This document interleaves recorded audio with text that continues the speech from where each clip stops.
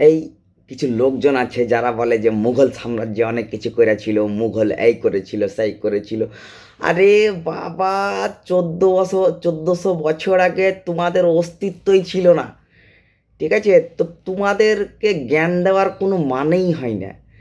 হাঁটুর বয়সী ছেলে একটা বুড়াকে যদি এসে বলে যে আপনার কোনো অভিজ্ঞতা নাই, আপনি জীবনে কিছুই দেখেননি, তাহলে পরে ব্যাপারটা মানে কি বলবো, খ্যাক খ্যাক করে হেসে দিবে। আর কি বলবে একটা বাচ্চা ছেলেকে যদি যদি এসে বলে যে দাদু তুমি কিছুই দেখোনি জীবনে গো, হ্যাঁ হ্যাঁ, দুটা রিলস দেখে নিয়ে ভাবছে যে অনেক কিছু দেখে নিয়েছি, ঠিক আছে? এইটুকু একটা পাতলা বই পড়ে ভাবছে যে এত এত কিছুকে অনেক কিছু দেখে নিয়েছি। তা এদের কথা তো বলে লাভই নাই।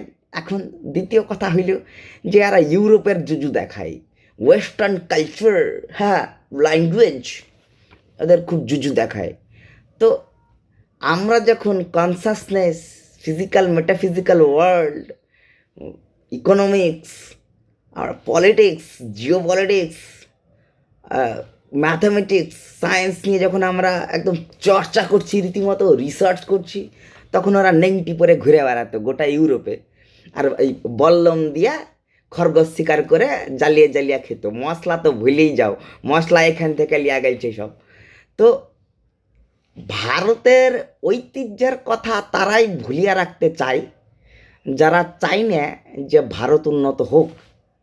কারণ যে জাতির জাত্যাভিমান আসবে সে কোনোদিন অন্যকে পাত্তা দেবে না।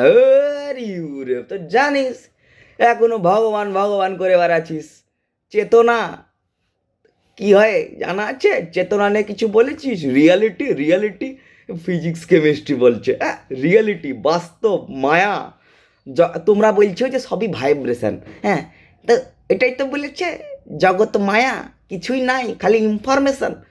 একটু বেশি ফিজিক্স পড়তে হবে তো তাই জন্যে, হ্যাঁ, চটি বই পড়ে তো আর হবে না। হ্যাঁ, তো তারাই দেখবেন বলবে যে ভারতের কালচার এই সমস্ত এলে প্রশ্ন করবে। কারণ দেখেন, ড্রেনে করে অনেক নোংরা জল ঢোকাচ্ছে আমাদের মা গঙ্গাতে, ঠিক আছে? বিগত 2000 বছরে অনেক ড্রেনের জল ঢোকেছে। তো ড্রেনের জল ক্লিয়ার করতে, ফিল্টার করতে সময় তো লাগবে।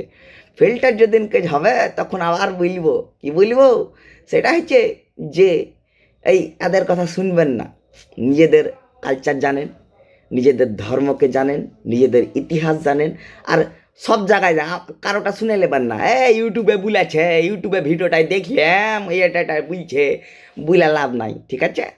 তো ভালো করে দেখেন, চারটা পাঁচটা ওয়েবসাইট দেখেন, এই দলের লোক কি বলছে, ওই দলের লোক কি বলছে, ইতিহাসের লোক কি বলছে।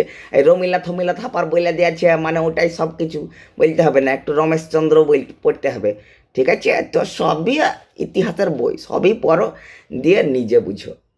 ভগবান তোমাকে এত বড় ঘিলু দিয়েছে, এই ঘিলুটাকে কাজে লাগাও, নিজে ভাবো ও বলছে আর ওটাই ঠিক, ওই করে করলে হবে না, তাহলে তুমি মানুষ নাও, ঠিক আছে? তাহলে তুমি জানোয়ার, ঠিক আছে? গাধা ভেড়া, ওদিকে ব্যাঁ করে একটা গেল আর পিছন পিছন পিছন সবাই চলে গেল, ওটা করিও না, এটা লাগাও, ঠিক আছে? তো যেদিনকে তুমি এটা লাগাবে, যেদিনকে তুমি তোমার ইতিহাস জানবে, যেদিনকে এইসব প্রপাগান্ডার আড়াল থেকে বেরাবে, সেদিনকে তুমি জানবে যে আবার হবে, ভারত আবার জগতে সভায় শ্রেষ্ঠ আসন লবে। হা হা।